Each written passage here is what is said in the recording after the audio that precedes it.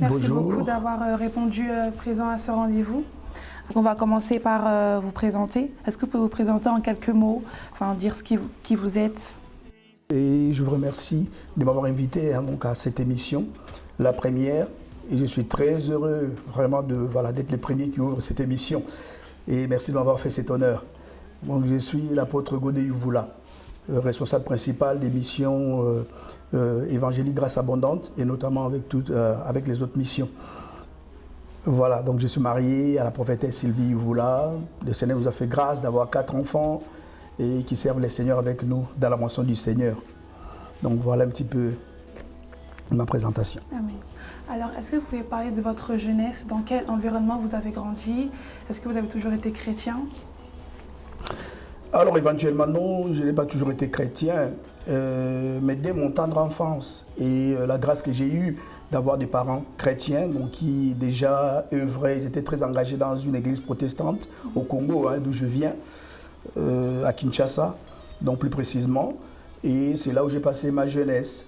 Et je me souviens dès mon bas âge, donc voilà, être amené à fréquenter l'église, voilà, avec les autres enfants notamment, à l'écodime, et apprendre certaines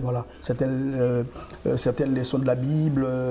Et donc mon enfance s'est passée vraiment dans un cadre un peu particulier. Donc je n'ai pas grandi comme les autres amis donc, qui avaient la liberté, notamment, en tout cas voilà, de faire un peu ce qu'ils voulaient. Et moi c'était voilà, dans un cadre vraiment bien réglementé. Bien réglementé, pourquoi? Parce que c'était voilà, l'obligation d'aller à l'église et tout, et puis de servir les seigneurs, mes sœurs qui étaient à la chorale à l'époque, et moi-même aussi voilà, dans des groupes théâtrales qui étaient organisés au sein de l'église. Et c'est que mon enfance s'est passée vraiment d'une manière particulière parce que, au vu du témoignage aussi même des gens du quartier, les mamans, les grands frères, et tous disaient que j'étais quand même un enfant très, très particulier. Donc j'étais très distingué, ce qui paraissait normal pour les autres enfants de mon âge, pour moi, voilà, c'était pas normal. Je faisais pas vraiment des choses que tout le monde faisait. Je me réservais beaucoup. Et depuis mon tendre enfance, je pouvais m'enfermer tout un après-midi dans la chambre et puis lire le petit Nouveau Testament bleu qu'on nous avait offert par les chrétiens, le groupe Gédéon à l'époque, donc qui distribuait des Bibles à l'école. Donc j'avais eu vraiment la grâce d'avoir cette petite Bible parce que mes parents voilà, avaient des grosses Bibles à l'époque, vu qu'ils étaient aussi serviteurs.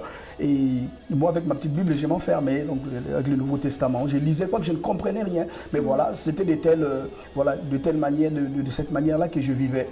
Donc, et des fois, les amis avaient des choses qu'ils faisaient, puis moi, je me retirais. Donc, dès que je voyais une bêtise, et puis je me dissociais de l'ami ou bien de... Voilà. Donc, je me suis toujours préservé. Donc, depuis mon enfance, en tout cas, j'ai eu des réflexes. Je me rappelle de cette parole de l'apôtre Paul qui dit « Tout m'est permis ». Mais tout n'est pas utile. En fait, j'avais cette sagesse-là déjà de fourrer des amis. Et ce qui fait que lorsqu'il y avait des scandales et tout ça, moi, même quand c'était avec des amis avec lesquels j'étais, et on disait toujours que non, lui, il n'était pas là. Donc, j'avais aussi un sens de discernement très affûté dès mon enfance. Et je comprenais les choses. Donc, c'est vraiment une grâce de Dieu. C'est plus tard que j'ai compris cela, que vraiment l'appel du Seigneur sur ma vie a été depuis mon enfance. Donc, voilà un petit peu comment mon enfance s'est passée. Voilà, dans des conditions un peu particulière. Des fois, je m'isolais, des fois, voilà, je me coupais des amis dès que je voyais une bêtise et puis je me retrouvais tout seul. Et puis, les mamans du quartier aimaient beaucoup m'envoyer, me demander des services parce que vraiment, j'étais un enfant qui était toujours disposé, toujours disponible. Et même à la maison, lorsqu'on me confiait des choses, mes sœurs, mes grandes sœurs aimaient beaucoup. En fait, voilà, dès qu'elles avaient même leur argent ou des choses, même leurs bijoux, c'est moi qui gardais. Je gardais précieusement. Et puis, même 6 mois, 1 an plus tard, lorsqu'ils me demandaient de leur redonner ce qu'ils m'avaient confié, ben, tout était vraiment comme ils me l'avaient confié. Donc voilà un petit peu, c'est vrai que j'ai béni le Seigneur pour cette sagesse-là et ça m'a épargné de beaucoup de choses, de beaucoup de scandales. Donc mon enfance vraiment a été, je crois vraiment bien encadrée par le Seigneur, bien surveillée. Et il m'a épargné vraiment de beaucoup de choses. Et je rends grâce à Dieu pour cela. Amen. Et du coup, dans ce contexte-là, comment Dieu est venu à vous? voilà, comment l'envie de se faire baptiser est-elle venue? Alors cela se passe à l'âge de 20 ans, lorsque j'arrive en France. Il faut savoir que voilà, dans mon enfance, j'ai fréquenté l'église, j'allais à l'église, mais je n'étais pas converti. Donc personnellement, je ne connaissais pas les seigneurs, je n'avais pas fait cette rencontre avec les seigneurs. Ben, j'étais religieux, hein, donc je disais aux gens que je suis chrétien, je pars à l'église et puis voilà, mes parents sont chrétiens. Et la partie, en fait, le détail que j'ai raconté tout à l'heure par rapport à mon enfance, en fait, il y a eu un changement à l'âge de 18 ans. C'est à l'âge de 18 ans où je commençais un petit peu à suivre les amis, à faire aussi un peu tout ce que tout le monde faisait. Et à l'âge de 20 ans, j'arrive en France et c'est là où, en fait, voilà, les seigneurs, en fait, me récupèrent, hein, me rattrapent.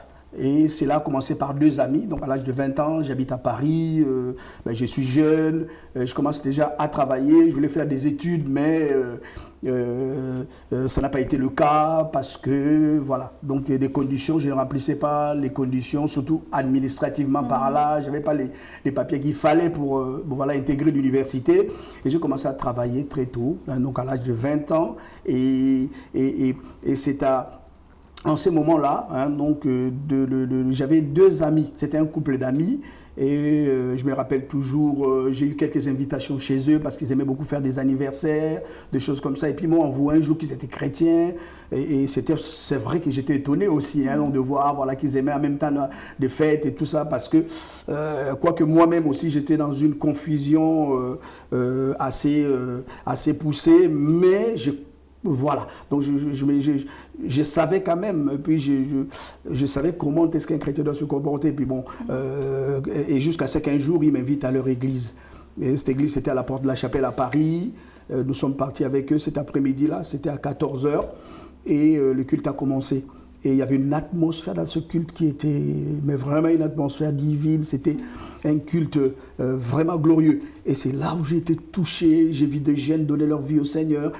Et puis moi-même aussi, lorsque un 2e, un 3e dimanche, je crois, l'appel a retenti. Et puis bon, je me suis avancé et j'ai reçu le Seigneur Jésus ces jours-là dans mon cœur comme mon Seigneur et mon Sauveur. J'ai cru en lui et j'ai commencé à prendre des décisions, voilà, de me séparer de certaines choses. Et le Seigneur a commencé à faire un travail dans mon cœur et dans ma vie. Et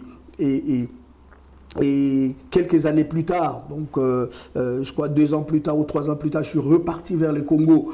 Et c'est vraiment là où je vais faire voilà, cette rencontre avec les seigneurs par rapport à voilà, ce premier niveau où j'étais touché, où je sentais voilà, la présence du Seigneur et tout ça.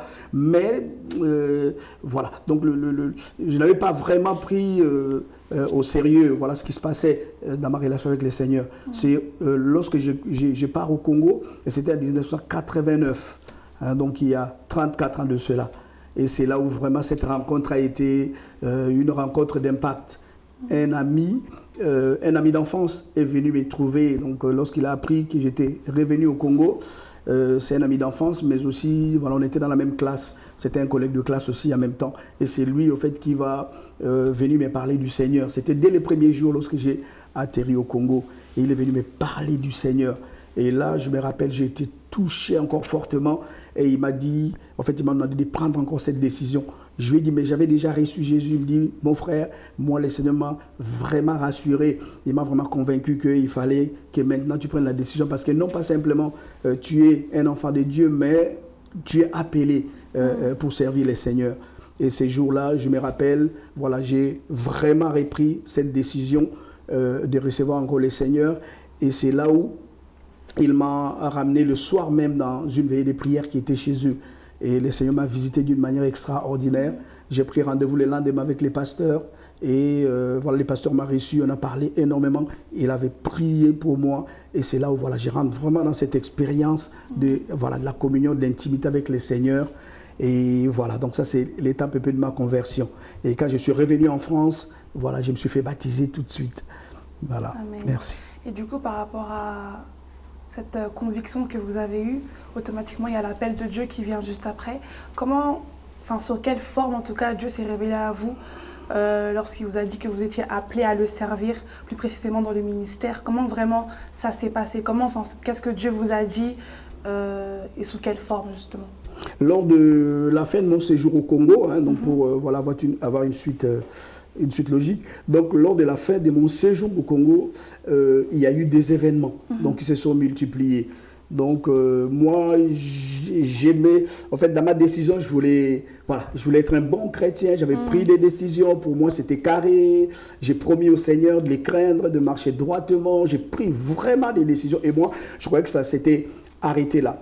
Mais un jour, alors que ma soeur m'avait amené dans une réunion de prière, ma grande sœur, et dans cette réunion de prière, il y avait un prophète qui était venu du Bas-Congo, hein, donc d'une région du Congo, et c'est lui, au fait, qui va, pour la première fois, hein, donc, mais parler clairement, en fait, de l'appel de Dieu. Hein. Donc, il m'a adressé la parole en me disant que le fait que tu viennes au Congo, il faut savoir qu'au Congo, j'ai fait 13 mois, alors que c'était prévu que je fasse quelques mois. Donc, j'ai fait 13 mois, j'ai été bloqué, et j'ai eu des événements compliqués, j'étais dans la confusion, au point où je suis tombé malade, je me suis vidé de mon sang, les médecins ont dit que je n'allais pas m'en sortir, j'étais dans le coma, et puis bon, des frères en Christ sont venus, ils ont prié, 4 jours après, voilà, les sangs est revenu à la normale, et vraiment j'étais un miraculeux.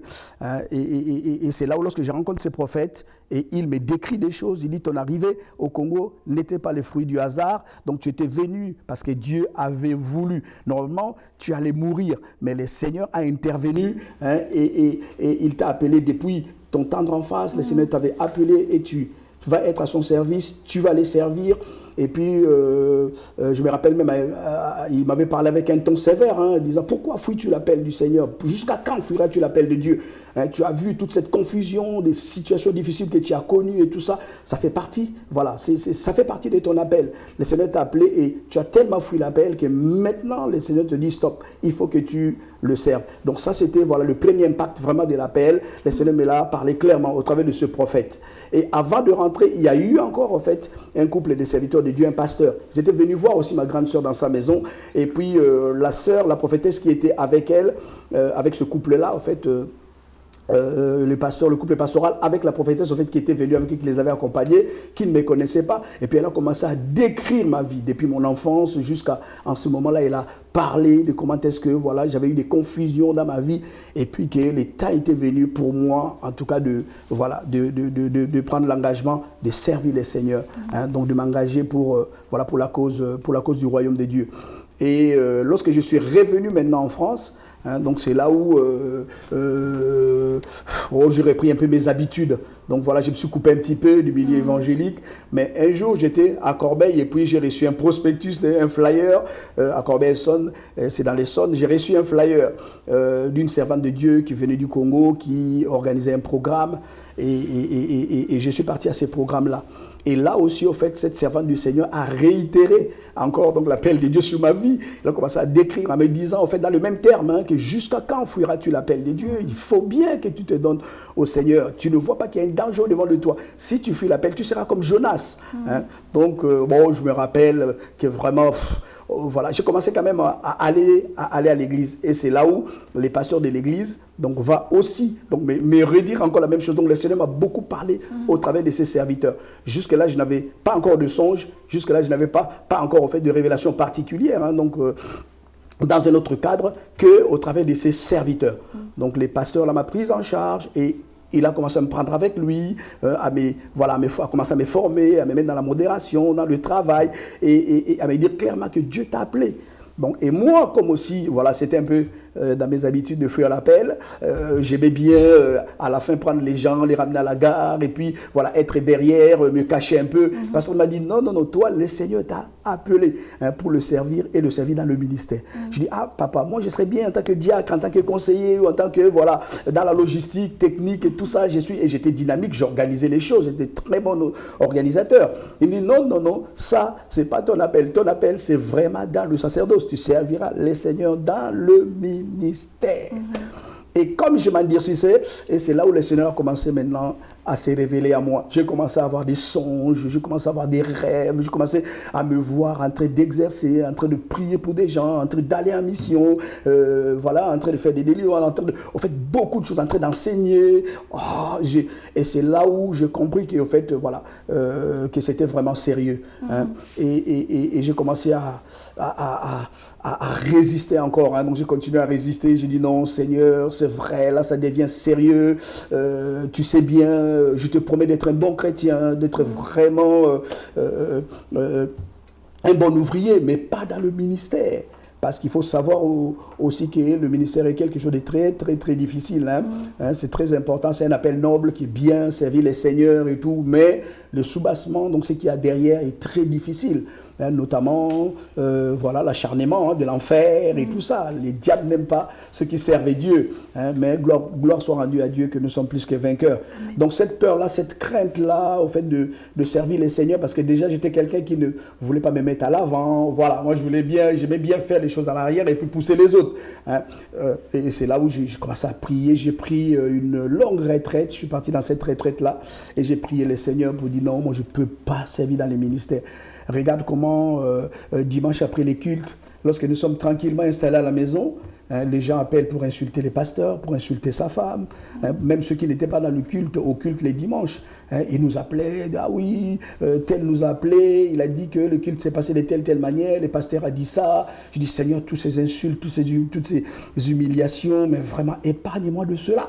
Moi, je ne veux pas le ministère, je ne veux pas me mettre à l'avant. Donc, et c'est là où, dans cette retraite-là, le Seigneur m'a parlé clairement. Et le Seigneur m'a crié dessus.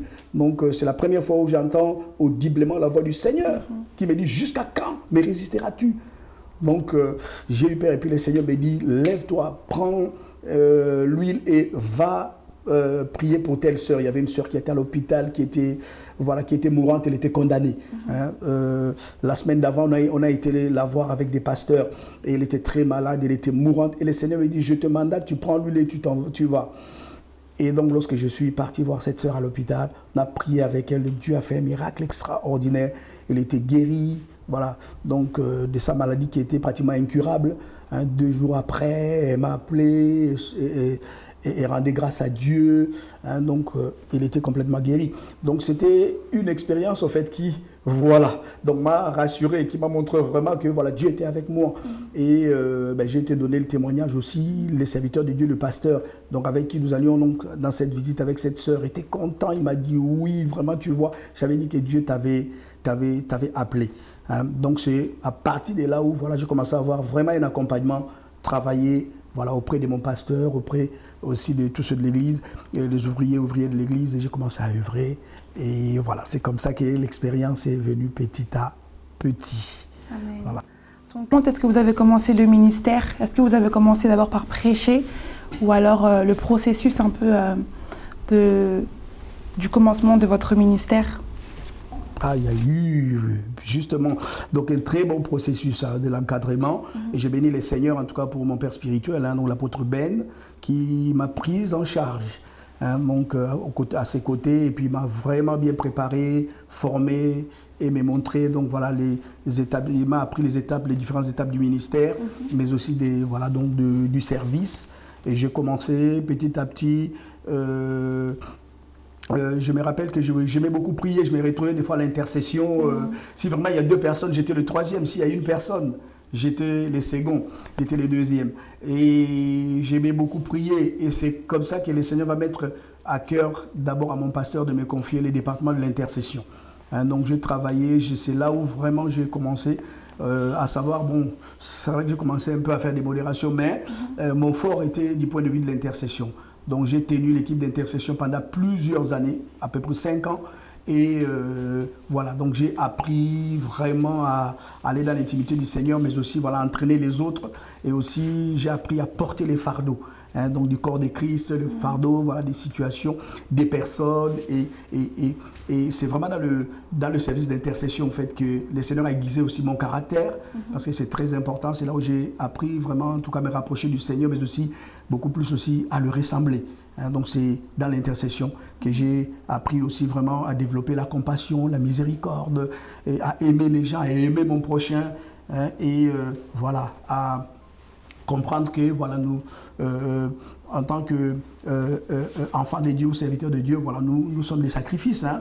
Donc vraiment, c'est là où j'ai commencé à prendre au sérieux aussi le fait voilà, de porter à cœur les corps de Christ, de prier aussi pour les nations, de prier aussi pour des situations. Et je me rappelle à notre époque, lorsqu'on priait dans le cadre de l'intercession, on axait aussi l'intercession sur ceux qui étaient en prison et sur ceux qui étaient aussi dans les hôpitaux. Donc vraiment, et puis non simplement, en fait, c'était l'intercession, hein, des quatre murs, mais le Seigneur m'avait, à cette époque-là aussi, par l'autorisation aussi de mon pasteur, avec l'autorisation de mon pasteur, à partir aussi avec, voilà, sortir un peu avec mon équipe pour aller dans les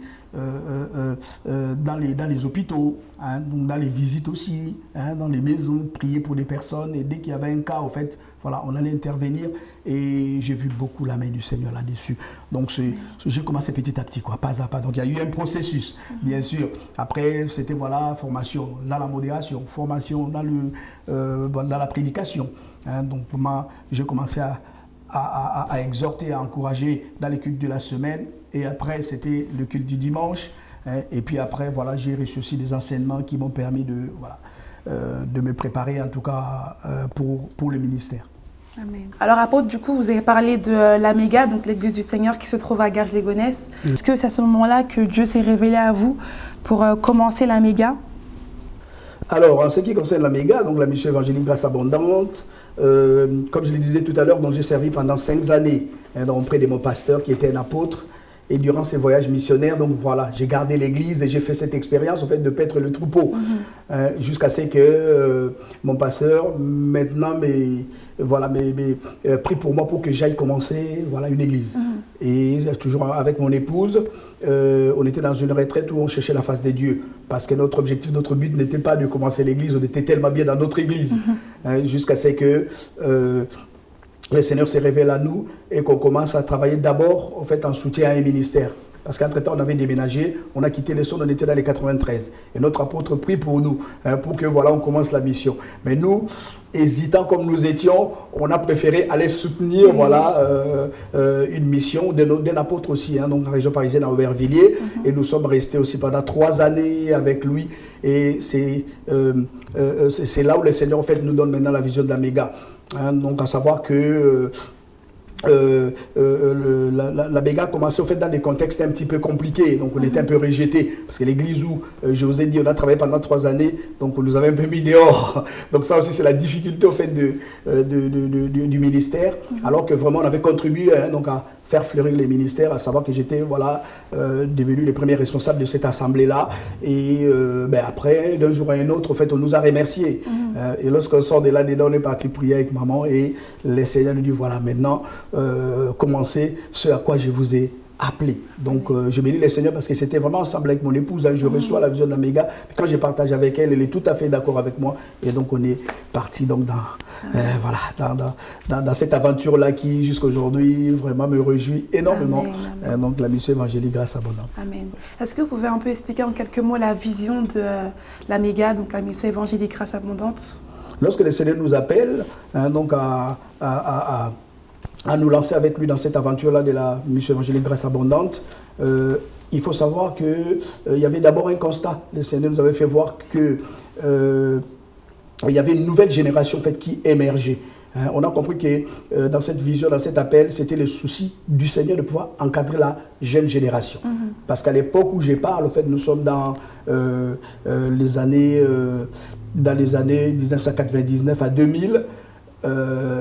Généralement, c'était les anciens, hein, donc oui. Nous, les anciens, et ceux qui étaient avant nous, hein, donc les anciens qui étaient dans les ministères. Et c'était rare de voir de jeunes ministères, alors que nos enfants commençaient à grandir.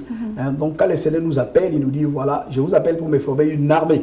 une armée des jeunes. Donc l'émergence de la jeunesse, le fait de repérer, d'accompagner et aussi de préparer donc justement des jeunes ministres de Dieu et de les former, de les équiper et aussi de les envoyer. Donc c'était vraiment le cap que nous avions reçu du Seigneur. La méga a comme mission de former des jeunes ministres, a comme mission de faire émerger les ministères, notamment au niveau des jeunes. Donc c'est l'appel vraiment que le Seigneur nous avait, à laquelle le Seigneur nous avait appelé, c'est-à-dire de faire des disciples, en fait. Vous voyez, des disciples, mais dans la catégorie des jeunes.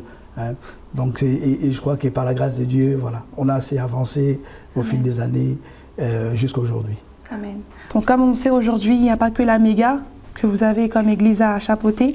Il y a également la mission Bethany Rehoboth qui se trouve à Noisy-Champs, avec la mission Ephraïm, mission Herblay, méga Herblay et aussi d'autres missions dans l'île de France et en dehors. Est-ce que vous pouvez un peu nous parler de ces missions-là?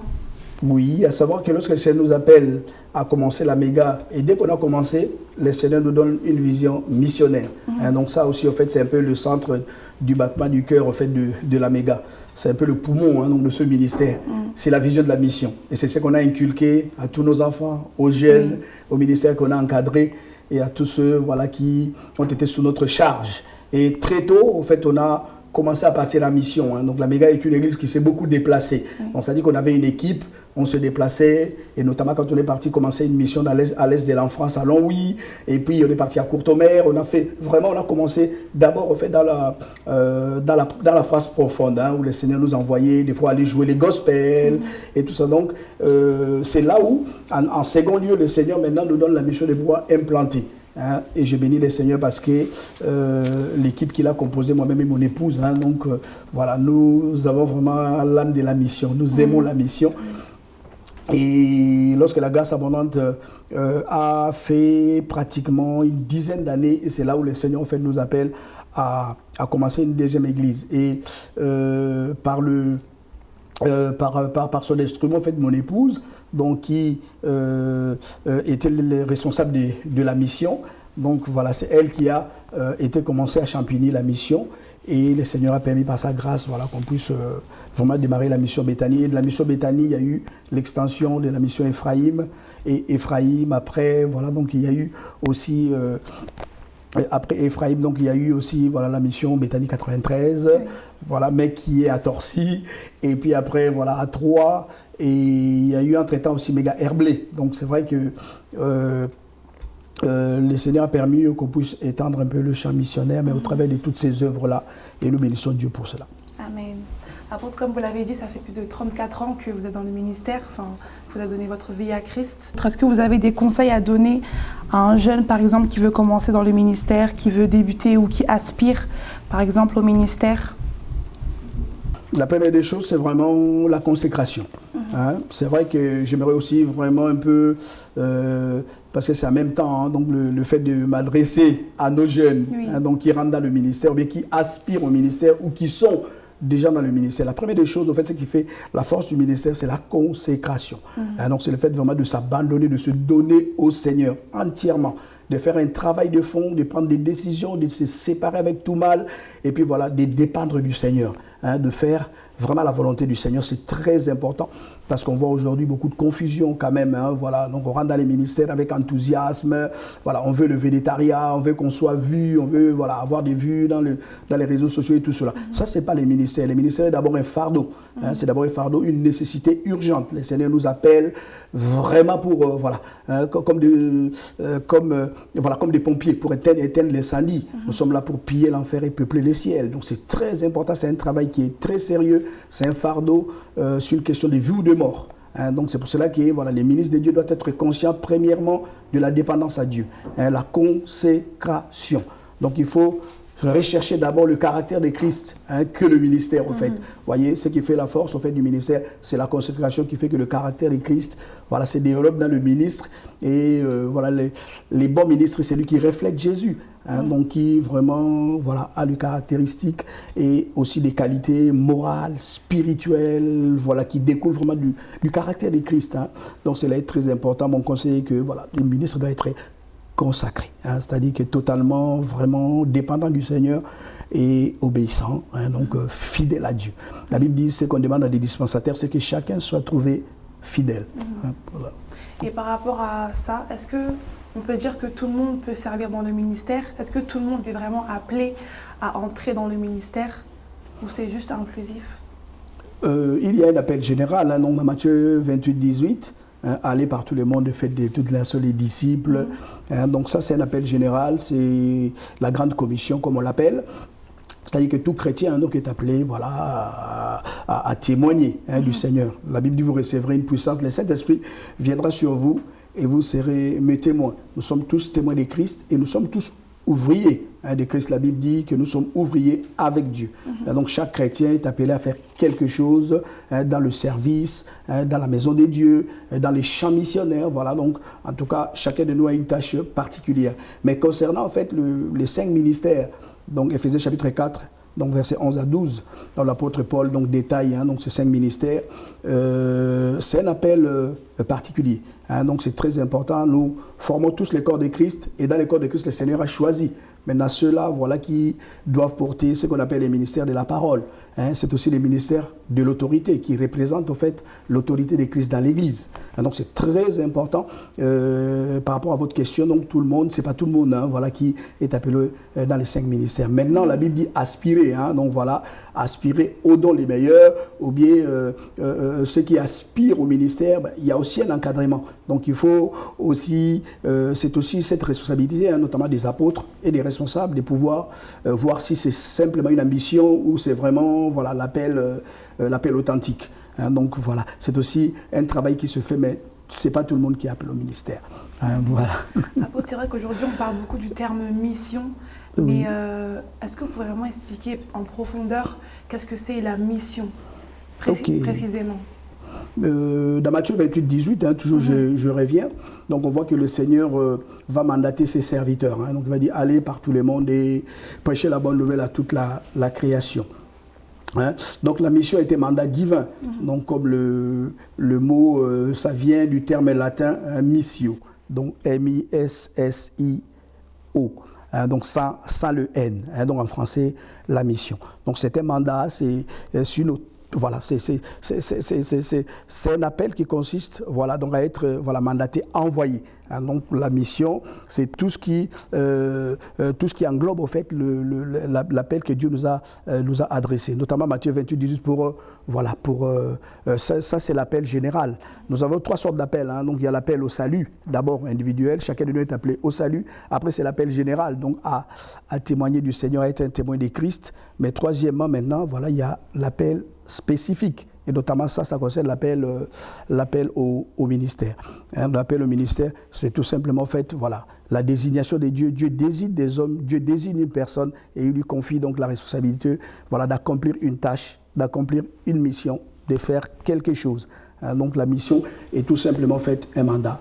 Hein, la mission est tout simplement faite, voilà, une autorisation. Hein, on peut parler de la procuration, quelqu'un qui vous envoie pour accomplir quelque chose. Donc pour nous, en ce qui nous concerne, donc c'est Dieu qui nous commissionne, hein, donc il nous missionne. Il nous a choisi pour nous confier la tâche de faire un travail, en fait, pour accomplir, voilà, un travail par rapport au but et à l'objectif auquel, voilà, est attaché notre appel. Apôtre, pour revenir sur la méga, donc la mission évangélique grâce abondante, oui. Quels sont ses fruits? Donc quel impact a eu la méga et a toujours la méga aujourd'hui? Alors le fruit de la méga, donc vu que c'est vraiment le pilier, hein, donc c'est, voilà, c'est là où tout a commencé, si on peut parler ainsi. Le fruit de la méga, c'est d'abord et premièrement ces missions, toutes ces missions que nous voyons aujourd'hui. En tout cas, nous bénissons Dieu. On a cité tout à l'heure la mission Béthanie, la mission Ephraïm, on a cité Béthanie 93, on a cité aussi Méga Herblé, et on a cité aussi Camp Gilgal, hein, donc il y a 3. Et voilà, maintenant il y a les annexes aussi qu'on a commencé au niveau de l'Afrique.